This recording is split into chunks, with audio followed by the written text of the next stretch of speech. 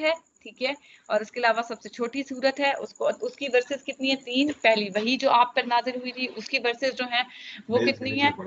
وہ ہمارے پاس ہیں سورت جو ہے سورت کوثر اس کی 3 ہے, یا جو پہلی وہی آپ پر آئی جو 5 اس میں جو ورسز تھی پہلی 5 جو ہیں وہ نازل کی گئی تھی حضور اکرم صلی اللہ علیہ وسلم کی ذات سے.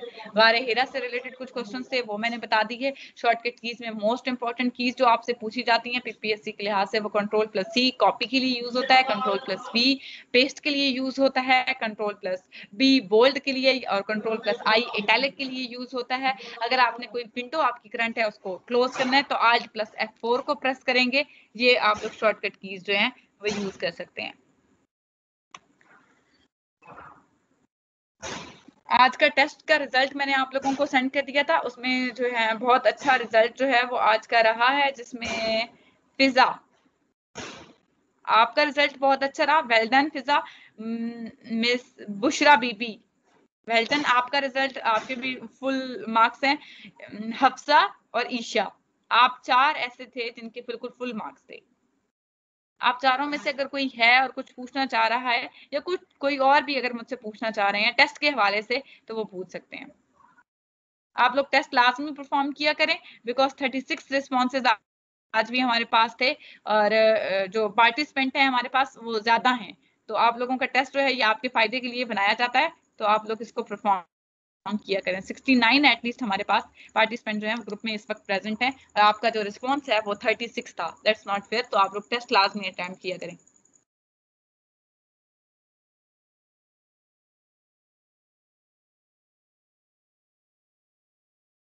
کسی کو کوئی کوشچن نہیں ہے؟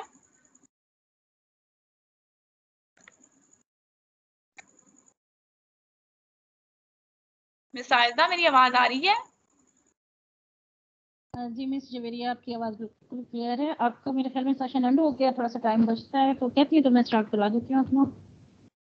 جی میم میرے پاس 5 منٹ ہیں, اگر میں ان کا ویٹ کری تھی اگر کوئی کوشچن ہے تو ٹھیک ہے, نہیں تو آپ اسٹارٹ کر سکتی ہیں. تب تک آپ اسکرین اپنی ریڈی کر لیں. میں یہاں سے کلوز کر رہی ہوں, اسٹاپ کر رہی ہوں اسکرین شیئرنگ. جی تھینک یو.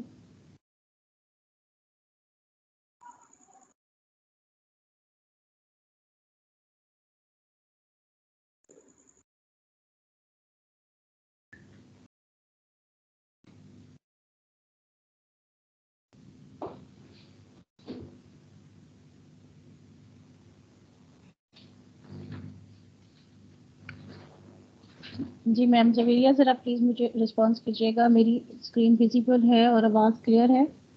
جی میم ویزیبل ہے بالکل. Thank you ma'am Javeria. First of all سب کو السلام علیکم. امید ہے سب خیریت سے ہوں گے. اور آج ہمارا جو ہے ایس ایس ٹی کا دوسرا سیشن اسٹارٹ ہو گیا. ابھی جو ہے ہم لوگ اسٹارٹ کرتے ہیں اپنے ٹاپک پی ایس ٹی سے. بسم اللہ الرحمن الرحیم. Make each day your masterpiece. بنائے ہر روز آپ کا شاہکار. اپنے ہر روز کو جو ہے شاہکار بنانا چاہیے, بہترین بنانا چاہیے. یہ جان ووڈن کے بہت ہی خوبصورت الفاظ ہیں. آج جو ہمارا ٹاپک ہے وہ ہے ظہور پاکستان, ایمرجنس آف پاکستان. آج ہم اس کو ڈسکس کریں گے تھوڑا سا. اور آج آپ لوگوں کا ٹیسٹ کا بھی جو ہے رزلٹ آ چکا ہے. وہ انشاءاللہ تعالیٰ میں آپ کو بتا دوں کہ وہ 9 بجے کے بعد آپ لوگوں کو وہ سینڈ کر دوں گی واٹس ایپ گروپ میں. ایمرجنس آف پاکستان کو سٹارٹ کرتے ہیں. جیسے قیام ہوا پاکستان کا 3 جون پلان 1947 یعنی کہ 1947 انڈیا یعنی پاکستان اور پاکستان کے پارٹیشن ہوئی. The 1947 Indian Independence Act is an act of the Parliament of the United Kingdom that partitioned British India into the 2 new independent dominions of India and Pakistan. Pakistan came into being on 14 August and India came into being on 15 August. Indian independent ایک برطانیہ کی parliament کا ایک act ہے جس نے برطانوی ہندوستان کو ہندوستان اور پاکستان کے 2 نئے آزاد ریاستوں میں تقسیم کیا. پاکستان جو ہے 14 اگست کو وجود میں آیا اور بھارت 15 اگست کو وجود میں آیا. ایک دن کے بعد جو ہے برطانوی حکومت سے جو ہے انڈیا کو آزادی ملی. اس کی تھوڑی سی میں بریفنگ کر دیتی ہوں. نوٹ بک جو ہے اپنی ساتھ رکھ لیں, پین ساتھ رکھ لیں, اور جو خاص پوائنٹس ہیں آپ لکھنا چاہیں تو لکھ لیجیے گا, ورنہ میں ساتھ میں لنک دے دیتی ہوں. جیسے ہی آپ اس کو اوپن کریں گے تو یہ ساری ڈیٹیل اس میں موجود ہوتی ہے. 3 جون جو ہے 1947 پلان, یعنی 3 جون 1947 کا جو منصوبہ تھا وہ تھا کہ برِ صغیر کی تقسیم کا اعلان کیا گیا اس دن, جس کی روح سے اس بات کا فیصلہ کیا گیا کہ 14 اگست 1947 تک اقتدار ہندوستان کے نمائندوں کے حوالے کر دیا جائے گا. 3 جون 1947 کے منصوبے میں ایک شک یہ بھی تھا کہ پنجاب اور بنگال کی اسمبلیوں کے ہندو اور مسلمان اراکین کے الگ الگ اجلاس ہوں گے. یہ بھی فیصلہ کیا گیا کہ ان صوبوں کو تقسیم کر دیا جائے اور صوبوں کی حد بندی ایک کمیشن کرے گا. سندھ اسمبلی کثرت رائے سے صوبے کے مستقبل کا فیصلہ کرے گی. صوبہ سرحد اور سرحد کے عوام پاکستانیہ بھارت میں شمولیت کا فیصلہ استصواب رائے کے ذریعے کریں گے, جبکہ بلوچستان کا فیصلہ شاہی جرگہ کرے گا. سندھ اسمبلی نے پاکستان میں شامل ہونے کا فیصلہ کیا. اس کے بعد جو ہے قانون آزادی ہند 1947 یعنی انڈین انڈیپینڈنس ایکٹ 1947 3 جون کے منصوبے کو عملی جامہ پہنانے کے لیے برطانوی پارلیمنٹ نے 18 جولائی 1947 کو قانون آزادی ہند منظور کیا اور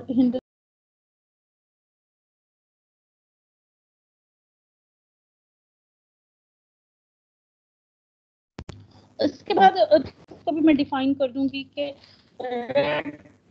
ایوارڈ جو ہے وہ کیا ہے.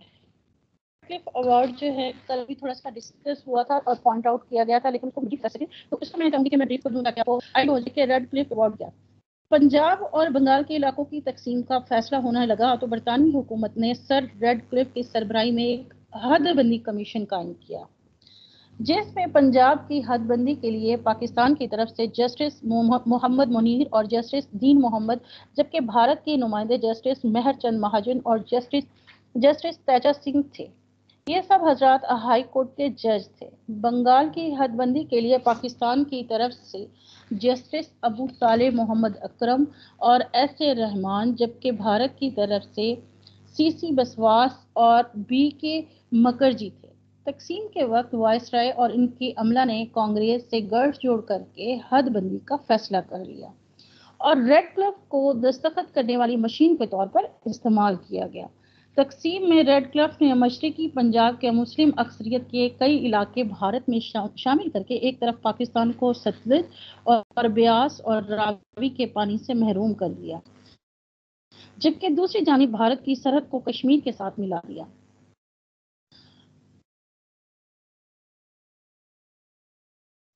بھارت نے کشمیر پر قبضہ کیا. اس طرح کا مسئلہ پیدا ہوا جو آج تک حل نہیں ہو سکا. ریڈ کلف کے ناقص منصوبہ بندی کے باعث پاکستان کو کئی مسائل سے بھی دوچار ہونا پڑا. ڈاؤن آف فریڈم کے بعد جو ہے صبح آزادی کا تصور قوموں کی زندگی میں بھی بڑا اہمیت رکھتا ہے. 14 اگست 1947 27 رمضان المبارک کو پاکستان دنیا کے نقشے پر ابھرا اور قائد اعظم محمد علی جناح پاکستان کے پہلے گورنر جنرل بنے. اس طرح سے جو ہے 14 اگست 1947 کو ہمارا پاکستان وجود میں آ گیا.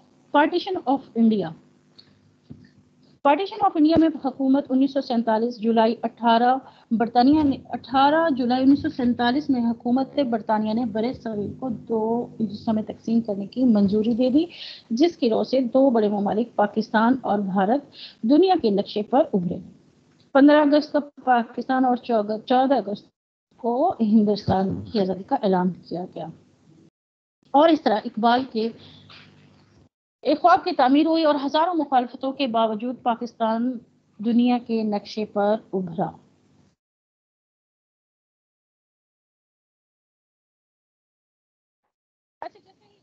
پاکستان جو ہے وجود میں آیا, اس کے بعد پاکستان کے وجود آنے کے بعد تھوڑا سا اس کو میں بھی ایکسپلین کر دوں کہ کون کون سی مشکلات تھیں جو پاکستان کے وجود کے آنے کے بعد ابتدائی جو مسائل تھے، ارلی پرابلمس تھے، اس کو بھی میں تھوڑا سا ڈسکس کرنا چاہوں گی کہ نا وہ کیا کیا تھے۔ پاکستان کو معرض وجود میں آتے ہی بے شمار مسائل کا سامنا کرنا پڑا، جن میں سے کچھ جو ہے میں آپ سے یہاں پر ڈسکس کر لیتی ہوں۔ سب سے پہلے ریڈ کلف ایوارڈ، جیسے بھی بتایا، پاکستان کے اعلان کے بعد، قیام پاکستان کے اعلان کے بعد دونوں ممالک کی سرحدوں کے تعین کے لیے وائسرائے نے 30 جون 1947 کو پنجاب اور بنگال میں حد بندی کمیشن مقرر کیے۔ ایک انگریز قانون دان مسٹر ریڈ کلف کو دونوں کمیشنوں کا چیئرمین مقرر کیا گیا۔ اختلافات کی صورت میں اسے ثالثی فیصلہ کرنے کا بھی اختیار دیا گیا۔ اس کمیشن نے جو فیصلہ کیا اسے ریڈ کلف ایوارڈ کہتے ہیں۔ ریڈ کلف ایوارڈ میں سرحدوں کے بارے میں جو اعلان کیا گیا تھا وہ انصاف کے تقاضوں کو پورا نہیں کرتا تھا۔ ماؤنٹ بیٹن اور ریڈ کلف نے کانگریس نوازی اور ہندو دوستی کو پورا خیال رکھا۔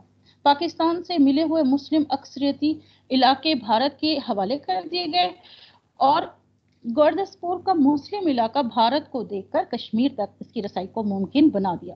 اس طرح مسئلہ کشمیر پیدا ہوا اور آج تک حل طلب ہے۔ دوسرا جو بہت بڑا مسئلہ جو ہے سٹارٹ ہوا وہ تھا سیٹلمنٹ آف مائیگرینٹس، یعنی مہاجرین کی آباد کاری۔ آزادی ہند اور قیام پاکستان کے وقت کہیں بھی یہ بات طے نہ تھی کہ پاکستان کے ہندو بھارت جائیں گے اور بھارت کے مسلمان پاکستان جائیں گے۔ بات تو یہ تھی کہ مسلمان اکثریت کے علاوہ پاکستان کو مل جائیں گے اور جن میں اقلیتیں پوری آزادی کے ساتھ سبز پرچم کے سائے تلے رہ سکیں گے۔ ہندو مسلم فسادات نئی مملکت میں مسائل میں مزید اضافہ کر دیا گیا۔ بھارت میں پرامن آباد مسلمانوں کی بستیاں جلا کر راکھ کر دی گئی، قتل و غارت کا بازار گرم ہو گیا اور زبردستی مسلمانوں کو پاکستان میں دھکیل دیا گیا۔ یہ مہاجرین اس حال میں پاکستان آئے کہ نئی مملکت کو ان کی بحالی اور آباد کاری میں خاصی دشواریوں کا سامنا کرنا پڑا۔ یہ بھی حال لاکھوں لوگ بہت سی مشکلات برداشت کر کے پاکستان آئے۔ مہاجرین میں زخمی اور بیمار بھی تھے جن کو مہاجر کیمپوں میں رکھا گیا، جہاں ہیضے کی وبا پھوٹ پڑی۔ علاج معالجے کی ناکافی سہولتوں کی وجہ سے بہت سے لوگ اللہ تعالیٰ کو پیارے ہو گئے، ان کی ڈیتھ ہو گئی۔ اگر یہ نئی مملکت کے لیے ایک زبردست آزمائش تھی، مگر مسلمانوں نے دل کھول کر اپنے مہاجر بھائیوں کی مالی مدد کی، انہیں کھانا اور لباس بھی مہیا کیا اور آخرکار یہ مشکل وقت گزر گیا۔ تیسری جو بہت بڑی پرابلم سامنے آئی وہ تھی انتظامی مشکلات، ایڈمنسٹریٹو پرابلمز۔ قیام پاکستان کے وقت کراچی کو پاکستان کا دارالحکومت بنایا گیا۔ مرکزی دفاتر کے لیے گورنر ہاؤس اور سیکریٹریٹ کی عمارتیں خالی کرائی گئی، مگر گنجائش کم تھی، اس لیے شہر کے مختلف حصوں میں عارضی دفاتر قائم کیے گئے۔ حتیٰ کہ وزیر بھی بنیادی دفتری سہولتوں سے محروم تھے۔ نظم و نسق کا یہ ڈھانچہ اس لیے تباہ حال تھا کہ ماہر اور تجربہ کار عملہ موجود نہ تھا۔ سول سروس کے کل 81 مسلمان افسر پاکستان کے حصے میں آئے، جن میں سے زیادہ تر کو اعلیٰ عہدوں کا کوئی تجربہ نہ تھا۔ مرکزی حکومت کا ریکارڈ اور ساز و سامان اس لیے کراچی نہ پہنچ سکا کہ ہندو اور سکھ فسادیوں نے ریل کی وہ پٹیاں ہی اکھاڑ لی جن پر چل کر ریل گاڑی نے پاکستان پہنچنا تھا۔ بھارتی فضائی کمپنیوں نے مسلمانوں کو جہاز کرائے پر دینے سے انکار کر دیا۔ جو سرکاری ملازمین کسی طرح پاکستان پہنچ چکے تھے، ان کے لیے رہائش کا کوئی بندوبست نہ تھا، مگر ان لوگوں نے ہمت نہ ہاری، اپنی تمام تر انتظامی صلاحیتیں قوم کے لیے وقف کر دی اور پاکستان کو مضبوط اور مستحکم بنیادوں پر لایا۔ چوتھا جو پرابلم تھا اکنامک پرابلم، معاشی مشکلات۔ تو معاشی مشکلات کا بھی بہت بڑا سامنا کرنا پڑا۔ اب تھوڑا سا اس کو ڈیٹیل میں بتا دیتی ہوں کہ قیام پاکستان کے وقت پاکستان کو کئی معاشی مسائل کا کرنا پڑا۔ آزادی کے وقت پاکستان کے زیادہ تر علاقے پسماندہ تھے، نقل و حمل اور مواصلات کی سہولتیں ناکافی تھیں۔ انگریزوں اور ہندوؤں نے جان بوجھ کر مسلم آبادی والے علاقوں کو پسماندہ کیا۔ یہاں سے اپنی فوج کے لیے جوان تو بھرتی کر کے لے جاتے تھے، مگر یہاں کارخانے اور ملیں لگانے کی ضرورت محسوس نہیں کرتے تھے۔ اس بدنیتی کا اندازہ اس بات سے لگایا جا سکتا ہے کہ دنیا کے 75% پٹسن مشرقی بنگال میں پیدا ہوتی تھی۔ مگر پٹسن کے سارے کارخانے مغربی بنگال میں تھے اور اس پر مکمل کنٹرول ہندوؤں کا تھا۔ تقسیم کے وقت متحدہ ہندوستان میں کپڑے کے 394 کارخانے تھے، مگر پاکستان کے حصے میں صرف اور صرف 14 کارخانے آئے۔ بینکوں کی کل شاخیں 487 تھیں، مگر پاکستان کے حصے میں صرف اور صرف 69 شاخیں آئیں۔ ان کا بھی سارا سرمایہ ہندو اپنے ساتھ لے گئے۔ دراصل کانگریس کی سازش یہ تھی کہ جب پاکستان اقتصادی طور پر تباہ ہو جائے گا تو یہ ملک چل نہ سکے گا۔ بھارتی حکمرانوں نے پاکستان اور بھارت میں اثاثوں کی مناسب تقسیم میں بھی ناانصافی سے کام لیا۔ وہ ہیلوں بہانوں سے پاکستان کو اس کا حصہ دینے سے گریز کرتے رہے۔ انہوں نے پاکستان کی معیشت کو تباہ کرنے کے لیے ہر ممکن حربہ استعمال کیا اور پاکستان کے حصے کے اثاثے روک لیے۔ پانچواں جو بہت بڑا پرابلم فیس کرنا پڑا وہ تھا ڈسٹریبیوشن آف ملٹری ایسیٹس، فوجی اثاثوں کی تقسیم۔ اب یہ جو وہ کس طرح سے ہوئی؟ برصغیر کی تقسیم کے بعد فوجی اثاثوں کی تقسیم بھی انصاف سے کام نہ لیا گیا۔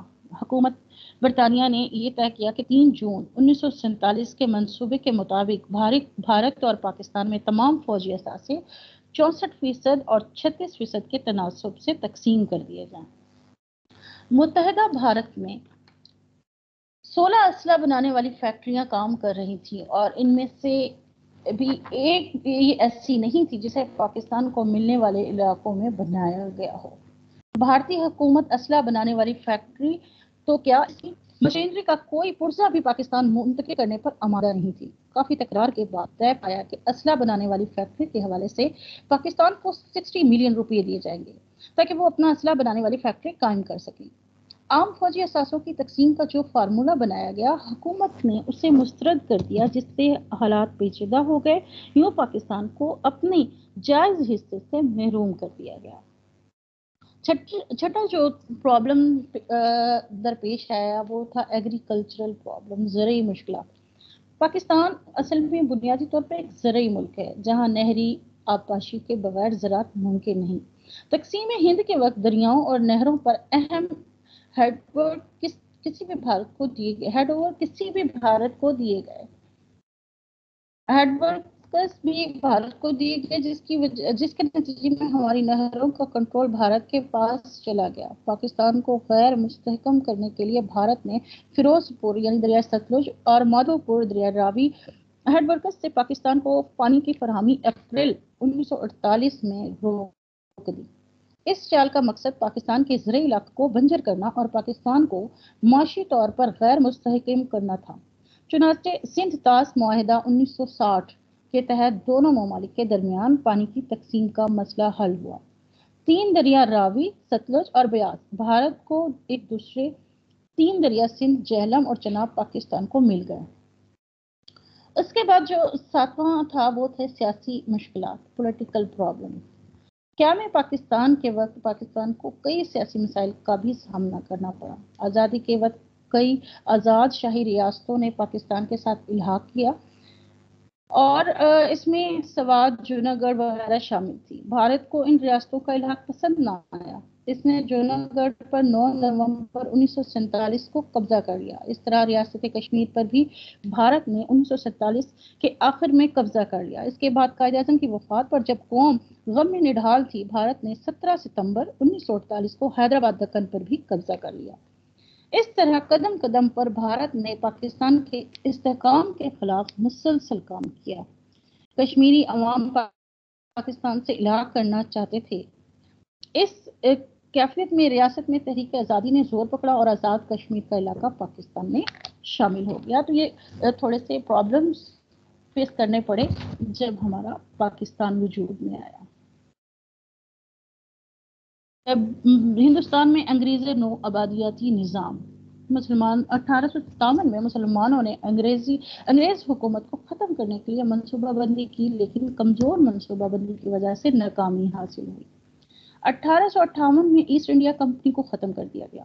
بر صغیر میں برطانوی حکومت کا راج 1947 میں ختم ہو گیا اور اس طرح پاکستان اور انڈیا دونوں آزاد ممالک قائم ہو گئے۔ انگریزوں کی حکمت عملی کیا تھی؟ برطانیہ میں موجود مختلف صنعتوں کے لیے برصغیر سے خام مال کی فراہمی، مسلمانوں اور ہندوؤں کے درمیان اختلافات پیدا کر کے دشمنی کی آگ بھڑکانا، دنیا میں اپنی معاشی طاقت کو منوانے کے لیے معیشت کو مضبوط کرنا۔ اس کے بعد تھا کہ برطانیہ کی انڈسٹریز میں بننے والے اشیاء کی خرید و فروخت کے لیے برصغیر کو بطور منڈی استعمال کرنا۔ برٹش رولز قائم کیے گئے، برٹش رولز تھے وہ ہے یہاں پر ڈیٹ وائز میں نے اس کو مینشن کیا ہوا ہے، اس کو ذرا دیکھ لیں۔ برٹش رول جو تھا وہ 1612 سے لے کر 1947 تک رہا۔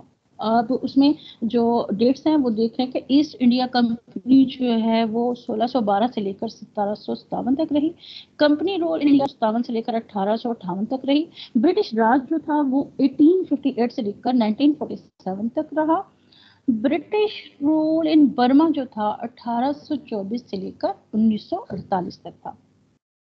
برٹش اور اس کے بعد پارٹیشن آف انڈیا جو ہوئی وہ 1947 کو ہوئی۔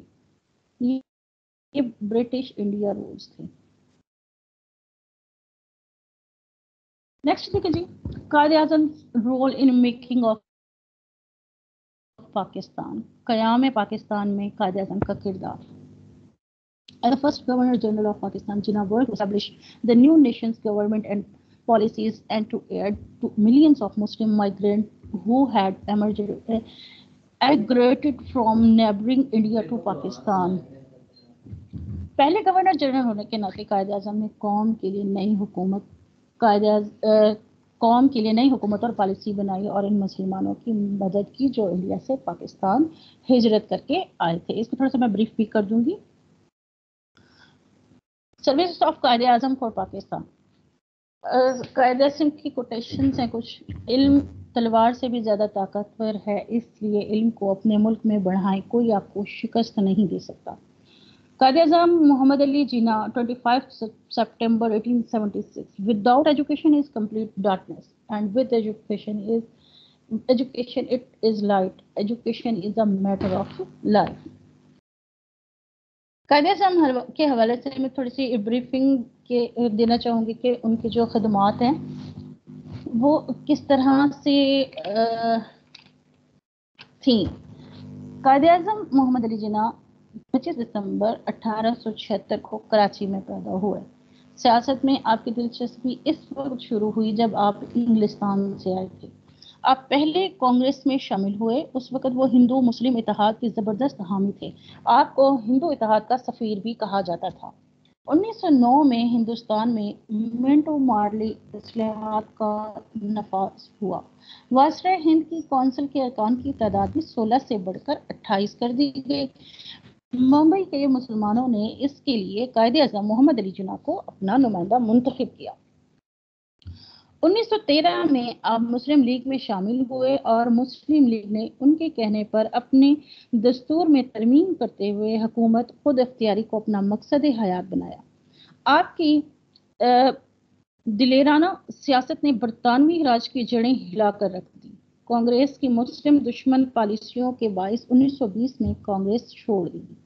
دسمبر 1916 میں مسلم لیگ اور کانگریس لکھنؤ میں ایک ساتھ اپنے سالانہ جلسے کرنے پر بھی رضامند ہو گئی۔ مسلم لیگ کے اجلاس کی صدارت قائد اعظم محمد علی جناح رحمۃ اللہ علیہ نے کی۔ انہوں نے اپنے خطبے میں فرمایا، ہم کوئی انعام یا رعایت نہیں چاہتے اور نہ ہی کسی امتیازی سیاسی سلوک کے آرزو مند ہیں۔ اس مقام پر دونوں سیاسی جماعتوں نے ایک تاریخی معاہدہ کیا جسے میثاق لکھنؤ کہتے ہیں۔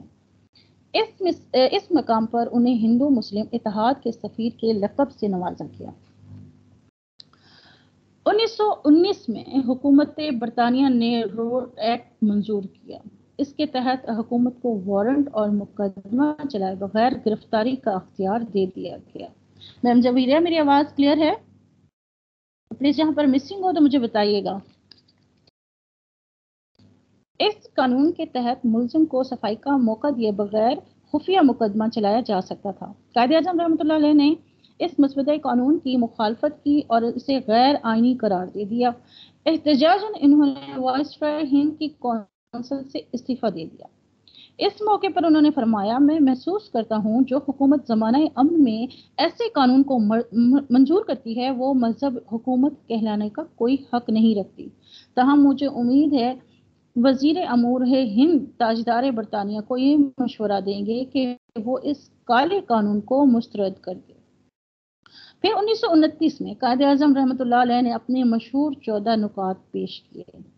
وہ 14 نکات بھی دوبارہ سے میں آپ کو ریمائنڈ کروا دوں گی، مجھے لگتا ہے کہ تقریباً بھول چکے ہوں گے سب لوگ، اس کو بھی میں کر دوں گی ڈیفائن۔ 1929 میں اس کے بعد حکومت برطانیہ نے گورنمنٹ آف انڈیا ایکٹ 1935 منظور کیا، مگر کانگریس اور مسلم لیگ دونوں جماعتوں نے ہی اسے ناپسند کیا۔ تاہم اس کے صوبائی حصے کو قائد اعظم کی تحریک پر قبول کر لیا گیا۔ 1936 سے 37 کے عام انتخابات میں دونوں جماعتوں نے حصہ لیا۔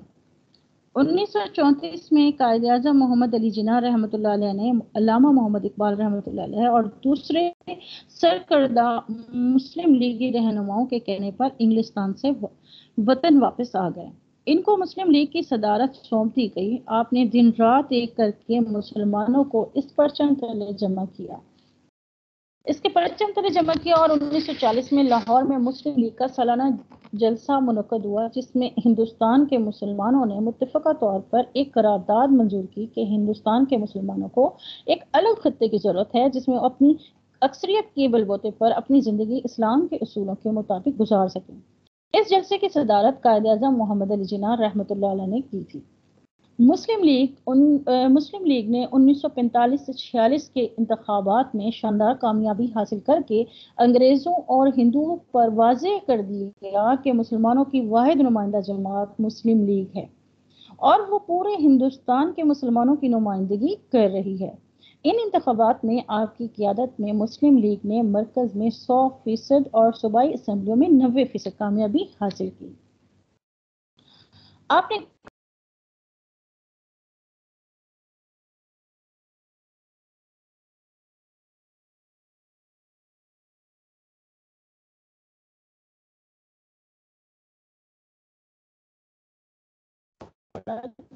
مسلم لیگ کو کسی طور بھی نظر انداز نہیں کیا جا سکتا۔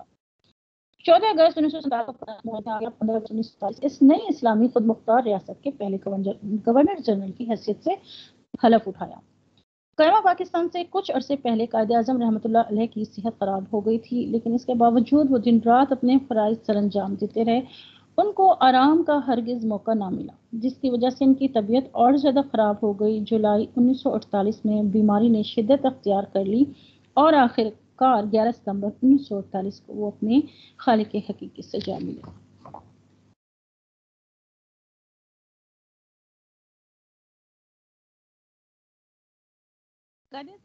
بہت خوبصورت کوٹیشن ہے کہ دنیا میں کوئی ایسی طاقت نہیں جو پاکستان کے وجود کو ختم کر سکے۔ ان کا موٹو تھا work work and work, unity faith discipline. اب میں چاہوں گی کہ 14 نکات کو تھوڑا سا دیکھ لیتے ہیں اور میں ریوائز کر دوں 14 نکات کو بھی، تاکہ ایک دفعہ ریوائز ہو جائے۔ میم جویریہ، آپ میری آواز سن رہی ہیں؟ جی جی میم، بالکل کلیئر ہے۔ آپ کی آواز اگر نہیں آئے گی تو میں بتاؤں گی، آپ پریشان نہ ہو۔ اچھا، میں مسلسل بولتی جا رہی ہوں تو مجھے آئیڈیا نہیں ہو رہا۔ نہیں، آپ کی آواز، آپ کی اسکرین بالکل کلیئر ہے، ویزیبل ہے۔ چلے جی، قائد اعظم کے جو ہے 14 نکات جو انہوں نے 1929 میں پیش کیے، اس پر تھوڑا سا جائزہ لے لیتے، اس کو دوبارہ سے ریوائز کر لیتے ہیں تاکہ ریفریش ہو جائے۔ 14 نکات کیا تھے؟ ہم نے 8th 9th 10th میں پڑھے تھے، پھر تو دوبارہ آئی تھنک مجھے نہیں یاد کہ ہم نے دوبارہ ریوائز کی ہوں، تو اس کو ریوائز کر لیتے ہیں کہ 14 نکات تھے کیا۔ جو 1929 میں 14 پوائنٹس قائد اعظم نے پیش کیے وہ یہ تھے کہ نمبر 1 جو تھا، نمبر 1 پہ وہ آئندہ آئین وفاقی طرز کا ہو جس میں صوبوں کو زیادہ خود مختاری دی جائے۔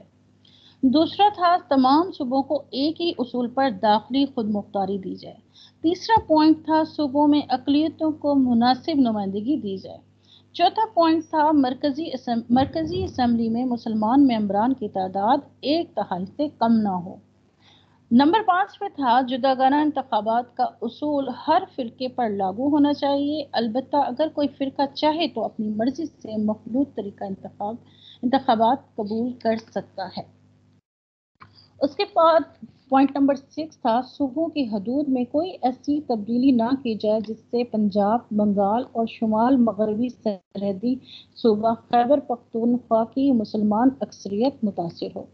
नंबर 7 पे था तमाम लोगों को यकसा मजहबी आज़ादी दी जाए। नंबर 8 पॉइंट था अगर कोई मसवदा कानून किसी खास फिरके से मुतालिक हो, इस फिरके की 3/4 अरकान इस मसवदे के खिलाफ राय दें तो इसे नामंजूर समझा जाए। 9वां पॉइंट था सिंध को बम्बई से अलग करके एक सूबा बना दिया जाए। 10वां पॉइंट था बलूचिस्तान और शुमाल मगरबी सरहदी सूबे में दीगर सूबों की मानिंद इस्लाहात नाफिज की जाए। नंबर 11 पर पॉइंट जो था वो ये था कि सरकारी मुलाजमतों में मुसलमानों की इनकी अहलियत और तनासब के लिहाज से हिस्सा दिया जाए। नंबर 12 पर जो पॉइंट था वही था कि मुसलमानों को मजहबी और सकाफती तहफ़्फ़ुज़ दिया जाए। नंबर 13 पे जो पॉइंट था वो था कि सूबाई और मरकजी वजारतों में मुसलमानों को कम अज कम 1/3 नुमाइंदगी दी जाए। लास्ट पॉइंट जो नंबर 14 पे था कि आइन में सूबों की मर्जी के बगैर कोई तब्दीली नहीं की जाएगी। कायदे मोहम्मद अली जिन्ना के ये 14 नुकात का तजिया किया जाए तो ये कहना बेजना होगा कि कायदे आज़म मोहम्मद अली जिन्ना ने न सिर्फ मुसलमानों के सियासी हकूक़ की तर्जुमानी की बल्कि हिंदुस्तान में दस्तूरी इस्लाहात की बुनियादी ढांचा भी मुहैया किया। तो ये तो थी कायदे आज़म की सर्विसेज पाकिस्तान के लिए। अब आज फीडबैक में मुझे एक पार्टिसिपेंट ने कहा कि एमसीक्यूज लाजमी शामिल किए जाएं जो पढ़ाया जाए, वरना हमें पूरा पढ़ना पड़ता है। तो ये पीडीएफ इतना शॉर्ट सा तो होता है, इसको पूरा पढ़ा करें। ट्राई मेरी पूरी होती है कि मैं आप लोगों के एमसीक्यूज इसमें शामिल करूंगी। नेक्स्ट आपकी जो है सजेशन मैंने नोट कर ली है, ज़्यादा मैं इसमें जो है इंक्लूड कर दूंगी। तो यहाँ पर जो एमसीक्यूज हैं, पहला एमसीक्यूज है कि कायदे आज़म was sworn in is the first Governor General of Pakistan। तो ये जो है 15 अगस्त 1947 है। सेकेंड है जी, according to 3 June plan the British rule in India was to and. ये जो हुई थी, कब एंड हुई थी ब्रिटिश रूल इंडिया में? तो ये हुई थी जी 14 अगस्त 1947 को ब्रिटिश रूल खत्म हो गया था। The 3rd June plan partitioned the subcontinent into 2 states। 2 रियासतों में जो है वो तकसीम हो गया पार्टीशन के बाद। On 14 August 1947, Pakistan emerged on the map of the world as the independent states as a rules of India Independence Act 1947 में। बहुत बहुत शुक्रिया जी। Believe in your self and anything is possible, ये आज का एसएसटी का आप लोगों का टॉपिक था। सोर्सेज इसमें मौजूद हैं, हम इसको जैसे ही क्लिक करेंगे ये सोर्सेज जो है हमें वहाँ तक ले जाते हैं। अभी 5 मिनट्स मेरे पीएसटी के हैं, मैं इसको क्लिक किया है, देखते हैं ये हमें वहाँ तक लेके जाता है कि नहीं।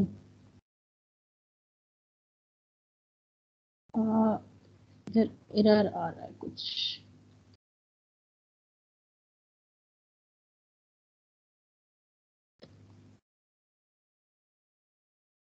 ये जी सर्च नहीं कर पाया, चलें कोई बात नहीं। हम अपने दूसरे लेक्चर की तरफ चलते हैं जो कि हमारा होता है जनरल नॉलेज का। करंट अफेयर के कुछ क्वेश्चंस होते हैं, ये हमारे पास्ट पेपर्स में से मैं बनाती हूँ उसको, तो इसको देख लेते हैं जी।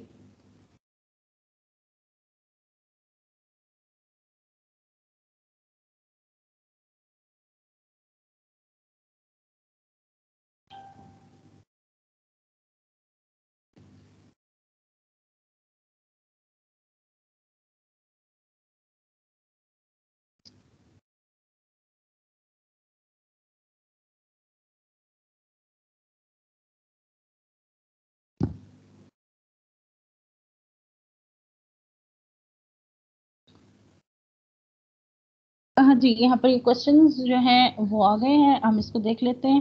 اس کو میں انگلش میں بھی اور اردو میں بھی انشاءاللہ دونوں PDF میں آپ لوگوں کو سینڈ کر دوں گی, بلکہ انگلش میں تو یہ پورا پیپر 90 سے 94 کوشچن موجود ہے اس میں, وہ میں آپ کو سینڈ کر دوں گی. اس میں جو فرسٹ 50 تھے وہ میں نے لاسٹ سیشن میں کروا دیے ہیں, اس کو ذرا ریوائز کر لیجیے گا, تو اسی میں سے جو ہے کل کا ٹیسٹ بھی انشاءاللہ بنائیں گے.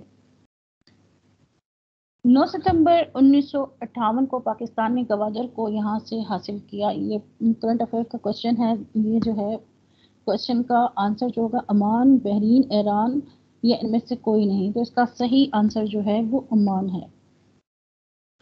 کوشچن نمبر 2 ہے, ہمارے نظام شمسی میں سب سے چھوٹا سیارہ مندرجہ ذیل میں سے کون سا ہے؟ تو یہ جنرل نالج کا کوشچن ہے. اس کا آنسر جو ہوگا وہ کیا زہرا ہے, مرکری ہے, نیپچون ہے یا یونس ہے؟ تو اس کا صحیح آنسر جو ہے وہ مرکری ہے. نمبر 3 جو ہے, لاہور میں گریٹر اقبال پارک جہاں مینار پاکستان واقع ہے پہلے کہا جاتا تھا. یہ جغرافیہ کا کوشچن ہے جی.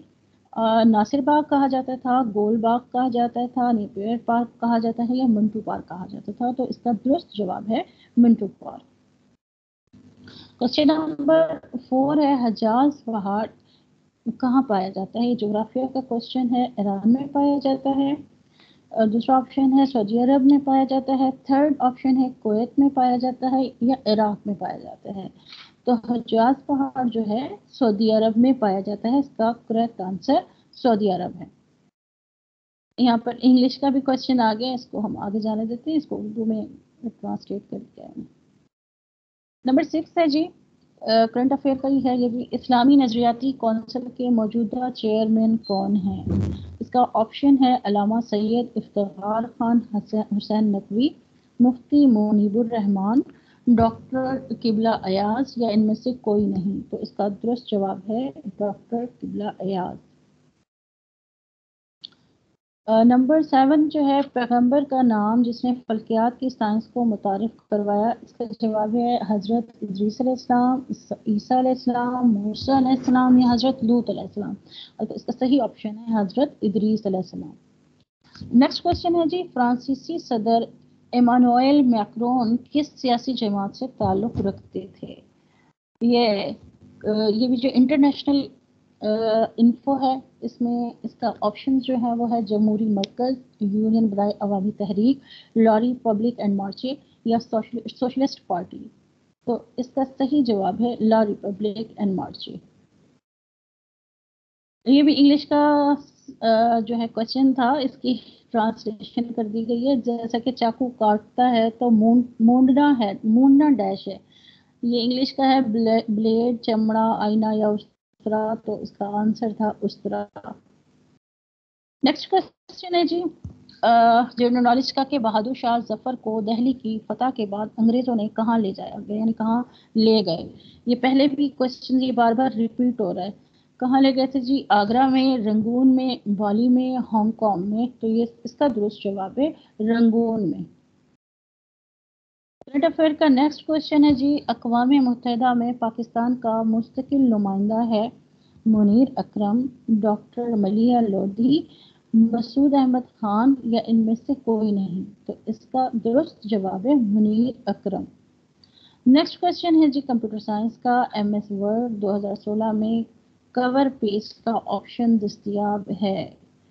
گھر, داخلہ کریں, ڈیزائن, ترتیب. یہ بھی آپ کا کمپیوٹر کا ہے جو میم جویریہ جی ڈیل کر رہی ہیں, بہت اچھے سے سمجھا رہی ہیں. تو اس کا صحیح آپشن ہے داخل کریں. اس کے بعد 13 بھی کمپیوٹر سائنس کا ہے کہ MS ایکسل 2016 میں یہ جو آپ کو یہ نظر آ رہی ہے ڈبل ڈائریکٹری, یہ استعمال کیا جاتا ہے جن کا نام دکھانے کے لیے, صرف وقت دکھانے کے لیے, صرف تاریخ دکھانے کے لیے یا موجودہ تاریخ اور وقت دکھانے کے لیے. تو اس کا درست جواب ہے موجودہ تاریخ اور وقت دکھانے کے لیے. جنرل نالج کا کوشچن ہے, 1906 میں آل انڈیا مسلم لیگ کہاں قائم ہوئی؟ تو ڈھاکہ میں قائم ہوئی, الہ آباد میں ہوئی, دہلی میں ہوئی یا لکھنؤ میں ہوئی؟ تو اس کا درست جواب ہے ڈھاکہ میں ہوئی تھی. نیکسٹ کوشچن ہے جی نمبر कंप्यूटर साइंस का गया है कि पावर पॉइंट 2016 में पावर पॉइंट रिहर्सल टाइमिंग्स का ऑप्शन दस्तयाब है कहाँ पर? होम टैब पर, स्लाइड शो टैब पर, जायजा टैब पर, डिज़ाइन टैब पर। तो ये स्लाइड शो टैब पर जो है वो नज़र आता है, शो होता है। 1909 का एक्ट जो है वो क्या है? और ये भी जनरल नॉलेज का क्वेश्चन है कि वो मरकजी और सूबाई कानून साज कौंसलों के साइज में इजाफा है। सिर्फ मरकजी कानून साज कौंसलों का साइज बढ़ाया गया था या सूबाई कानून साजी का साइज बढ़ाया या इनमें से कोई नहीं? तो इसका सही जवाब है मरकजी और सूबाई कानून साज कौंसलों के साइज में इजाफा किया गया। नेक्स्ट क्वेश्चन ये भी रिपीट हो रहा है कि सफ़ीउल्लाह का उन्वान है। हजरत लक़ब जो है हजरत इदरीस अलैहिस्सलाम का है, हजरत नूह अलैहिस्सलाम का है, हजरत आदम अलैहिस्सलाम का है या हजरत मूसा अलैहिस्सलाम का है? तो इसका सही जवाब जो है वो है हजरत आदम अलैहिस्सलाम। क्वेश्चन है जी, मंदरजा झील में से कौन सा मेट्रोपॉलिटन इलाकों के लिहाज से दुनिया का सबसे ज्यादा आबादी वाला शहर है? Mexico, Beijing, New York, Tokyo. तो सही जवाब है टोक्यो। इंग्लिश का आगे ABDO को अयूब खान ने 1959 में जारी किया था, 1950 में जारी किया था। ABD और का क्या मतलब है? इंतखाबी इदारों की नाअहली का हुक्म, इंतखाबी इदारों की तहलील का हुक्म या इंतखाबी हदूद की हदबंदी का हुक्म, मुंतखब डेमोक्रेट ऑर्डर। तो दुरुस्त जवाब है इसका इंतखाबी इदारे नाअहली का हुक्म। एक वर्ड टेम्पलेट आम दस्तावेज़ात को महफूज करता है, ये भी कंप्यूटर है। मवाद को, साख्त को, अंदर को। तो दुरुस्त जवाब है ये साख्त को कंट्रोल करता है, सेव करता है, कंट्रोल करता है। नेक्स्ट क्वेश्चन जी, कितने साल तक हजरत मोहम्मद सल्लल्लाहु अलैहि वसल्लम ने अपने दादा की देखभाल में रहे? तो उसका जवाब है 2 साल तक।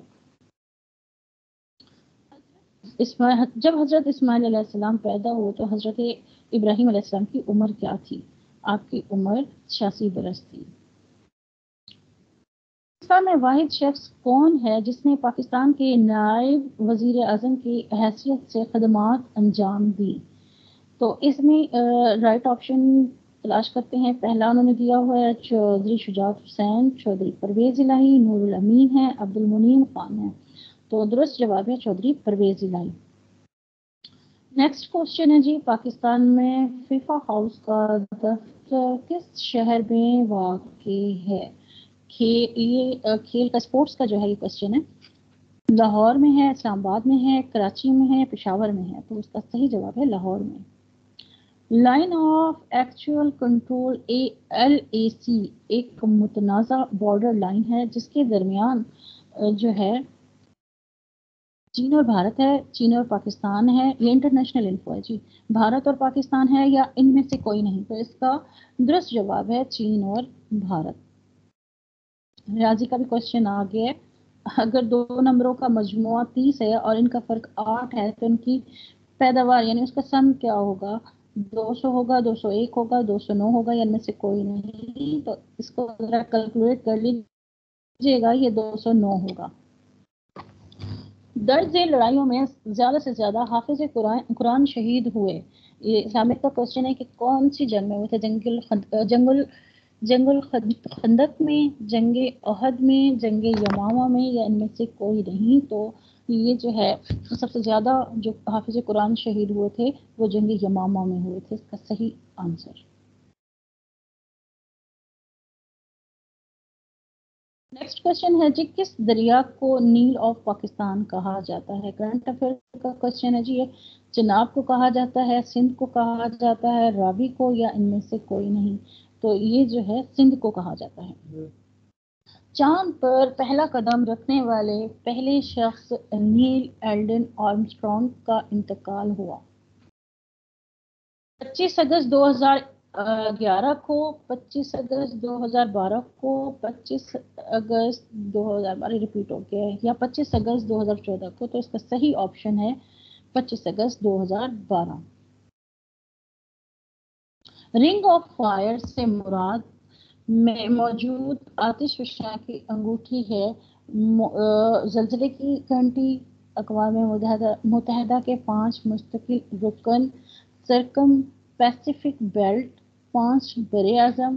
تو اس کا درست جواب ہے سرکم پیسیفک بیلٹ. نیکسٹ کوشچن جی، کرام الکاتبین کا مطلب کیا ہے؟ کسی بھی موضوع پر عمر بڑھانا، نامور لکھاری، تشبیہ کے مطابق اسد لال یا قسمت کے لکھنے والا. درست جواب ہے نامور ادیب. ایکسل ونڈو میں کون سا علاقہ اقدار اور فارمولوں کو داخل کرنے کی اجازت دیتا ہے؟ عنوان بار، مینو بار، فارمولا بار، معیاری ٹور بار. درست جواب ہے جی فارمولا بار. نیکسٹ کوشچن ہے جی، ٹیپو سلطان کا اصل نام کیا تھا؟ تو اس کا جواب جو ہے دیکھتے ہیں آپشنز میں ہمارے پاس کیا کیا ہے. سلطان فتح علی خان شہاب، سلطان نصرت علی خان شہاب، سلطان عظمت علی خان شہاب، یا سلطان شفقت علی خان شہاب. تو اس کا صحیح آپشن ہے سلطان فتح علی خان شہاب. نیکسٹ کوشچن ہے جی، بین الاقوامی ایٹمی توانائی ایجنسی کا صدر دفتر ہے جنیوا، کینبرا، پیرس یا ویانا. تو درست جواب ہے ویانا.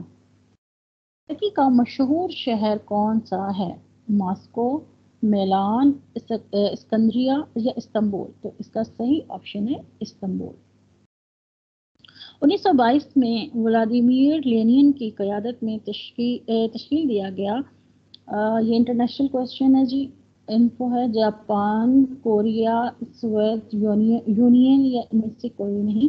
تو اس کا صحیح آپشن ہے سوویت یونین. دیکھتے ہیں ہم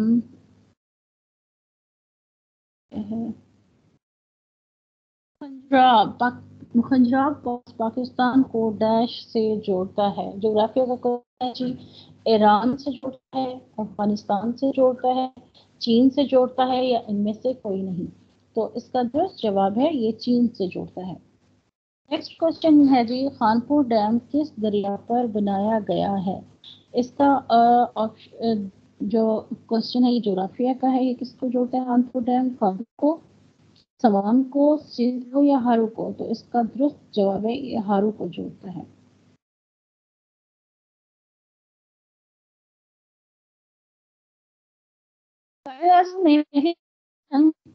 اسمبلی سے خطاب کیا. 11 اگست 1947 کو، 14 اگست 1947 کو، 12 اکتوبر 1947 کو یا ان میں سے کوئی نہیں.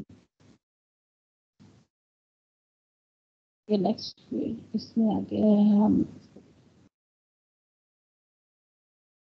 MS ایکسل 2016 میں کنڈیشنل فارمیٹ آپشن مینو دستیاب ہے. صفحہ لے آؤٹ، فارمولا یا گھر.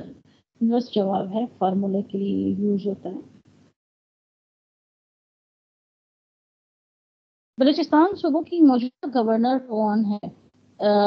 محدود ہے، امان اللہ خان یاسین زئی ہیں، اشرف زئی ہیں یا ان میں سے نہیں. تو اس کا جواب ہے امان اللہ خان یاسین زئی.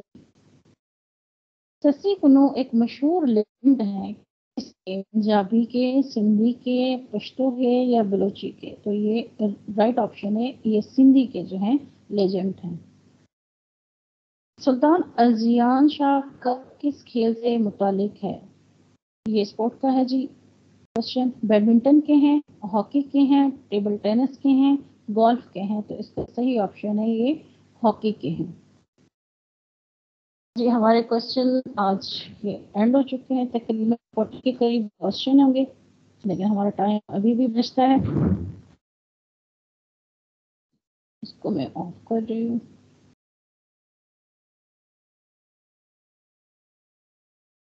کسی کا اگر کوئی کوشچن ہو تو وہ پلیز کر سکتا ہے. کوئی بات کرنی ہو، کچھ ڈسکس کرنا ہو تو کر سکتے ہیں.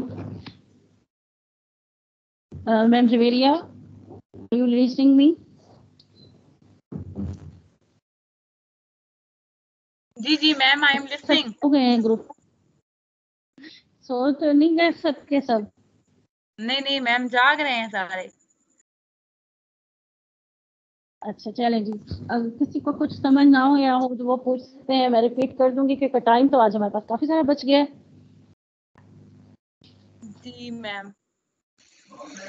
नहीं तो मैं रियासत का इस्तेहकाम और आइन की तैयारी 1947 और 56 को नहीं तो डिस्कस कर लेती हूँ, अगर किसी को कोई एतराज ना हो तो। लेकिन उसकी मेरे पास स्लाइड्स नहीं है, मुझे ओरली सुनना पड़ेगा।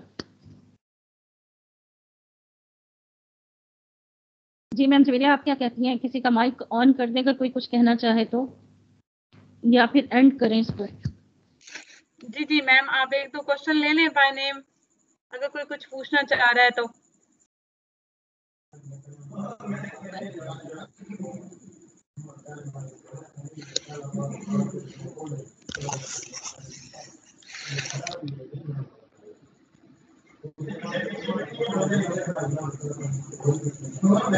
आज इन रिजल्ट में जो मेरे पार्टिसिपेंट 4 टॉपर हैं, उनमें से कोई उन्हीं में से किसी का नाम ले लें, देखो वो लिसन भी कर रहे हैं कि नहीं। हाँ बिल्कुल लें, बल्कि पता है क्या, आपकी लिस्ट को जरा चेक करें, आपकी लिस्ट में ऐसे पार्टिसिपेंट भी हैं जो 2-2 बार टेस्ट देते हैं और पूरे पूरे मार्क्स लेते हैं। मैम वो एक पार्टिसिपेंट थी जिनको मैंने देख लिया था, आई थिंक बुशरा है, उन्होंने 2 दफा अटेम्प्ट किया हुआ था, और बाकी जिनके मैंने नेम लिया उनका एक ही दफा अटेम्प्ट था। अच्छी बात है, चले उन्हें ये हौसला तो आया ना कि हमने दोबारा अटेम्प्ट करना और ठीक करना। हो सकता है उनके कोई 1-2 मिस हो गए होंगे इस क्वेश्चन, तो दोबारा अटेम्प्ट कर लिए। जी जी बिल्कुल। जी मिस अक्सा, आप कुछ कहना चाहेंगी या किसी ने भी कुछ कहना? मैम जवेरी आप करें, बात करें अगर किसी से कुछ पूछना है तो। क्या आप सुन रही हैं? फिजा, आप हमें सुन रही हैं?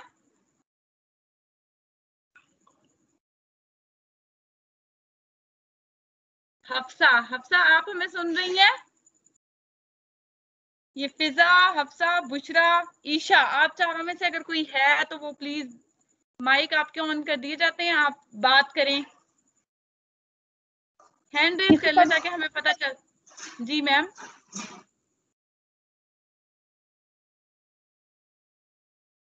चले कोई भी डिस्कशन करनी हो कर सकते हैं, किसी मौजू पर भी कुछ भी डिस्कस करना चाहें आप लोग कर सकते हैं, थोड़ा सा टाइम बच गया है आज। जी बुशरा बीबी, हैंड रेज हुआ है, आपका माइक अलाउ मैं कर देती हूँ। मैंने कर दिया। बुशरा बोलें जी आप। आप, हाँ जी बोलिए।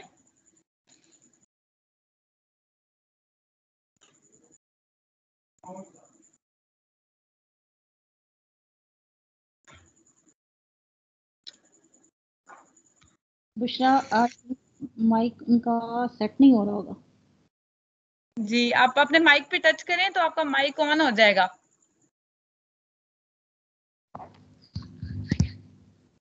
अस्सलाम वालेकुम मैम।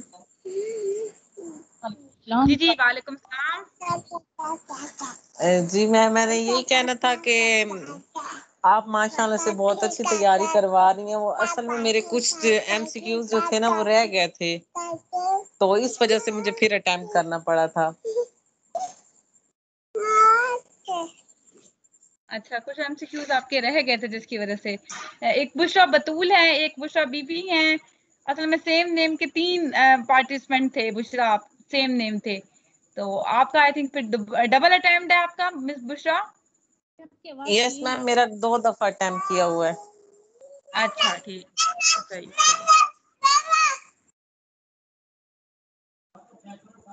और कोई कुछ पूछना चाह रहा है? जी मिस साइमा बोलिए। मिस साइमा क्या कहना चाह रही हैं आप?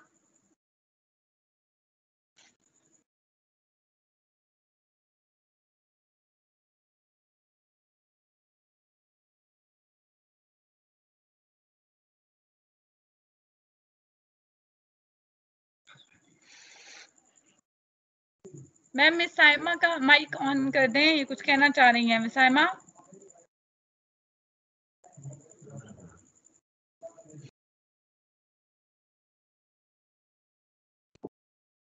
अस्सलाम वालेकुम मैम।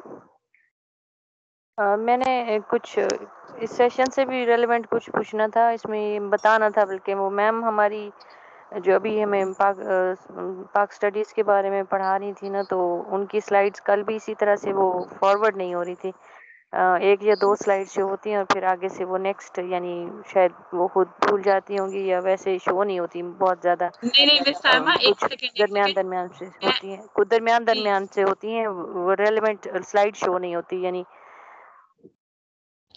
جیسے اچھا پہلی 2 سلائیڈز پہ سٹک ہو گئی تھی اور پھر اس طرح سے نا اینڈ پہ بھی 2-3 پھر اس طرح سے درمیان میں ہوتا تھا، شاید وہ ایکسپلین کرتی ہوں گی تو ان کی سلائیڈ اتنی ہوگی۔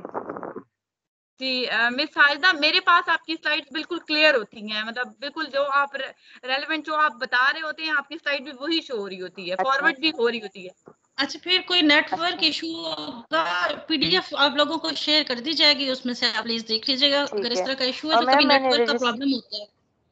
ٹھیک ہے، میں نے وہ پروجیکٹ کی فی کی رجسٹریشن کے بارے میں پوچھنا تھا، کیونکہ آپ نے کہا تھا نا کہ ٹرانزیکشن کا اسکرین شاٹ لیں، میرا اپنا تو وہ نہیں ہے نا اکاؤنٹ بنا ہوا، لیکن اگر ہم کسی ریٹیلر یا اس پہ جاتے ہیں شاپ پہ تو وہ ہمیں کیسے میسج بھیجیں گے ہمارے نمبر پہ اور ہم نے آپ کو وہ فارورڈ کرنا ہوگا یا کیا پروسیجر ہے؟ کائنڈلی وہ گائیڈ۔ ایسے ہے نا کہ جو بھی آپ جائے گا شاپ پر اسے کہیں جب وہ سینڈ کرتے ہیں نا تو اس کا اسکرین شاٹ لے لے، وہ اسکرین شاٹ لے کر آپ رکھ سکتے ہیں، سیو ہو جائے گا۔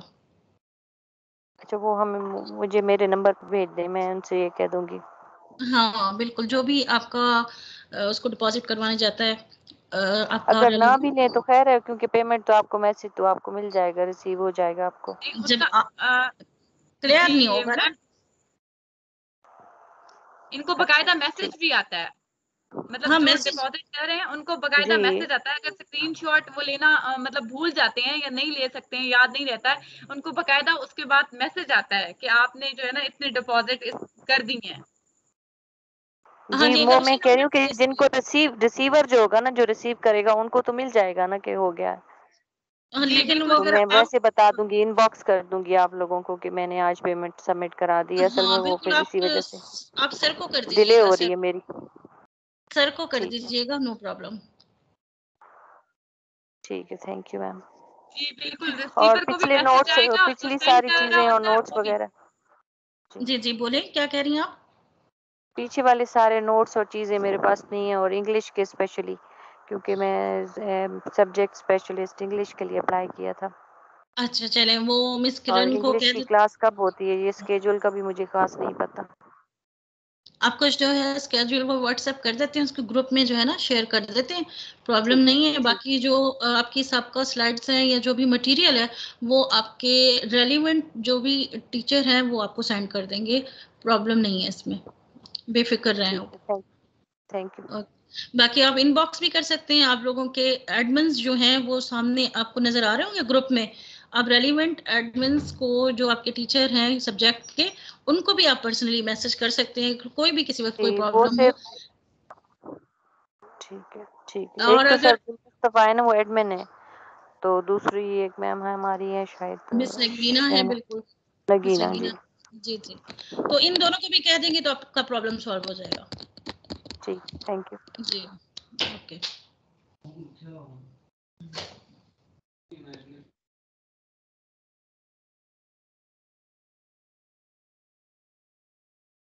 میرے خیال میں اور کس کا ہینڈ ریز ہے؟ کسی اور نے کوئی کوشچن کرنا ہو تو کچھ بھی بات کرنی ہو تو آپ لوگ کر سکتے ہیں، جیسے آج ٹائم بچ گیا۔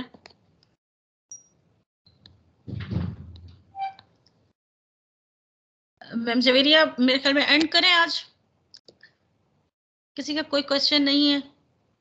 جی میم پھر کر دیتے ہیں۔ چلے ٹھیک ہے، اوکے جی، ملتے ہیں انشاءاللہ پھر، تب تک کے لیے اللہ حافظ۔ اللہ تعالیٰ آپ سب کو اپنی امان میں رکھے، بہت شکریہ۔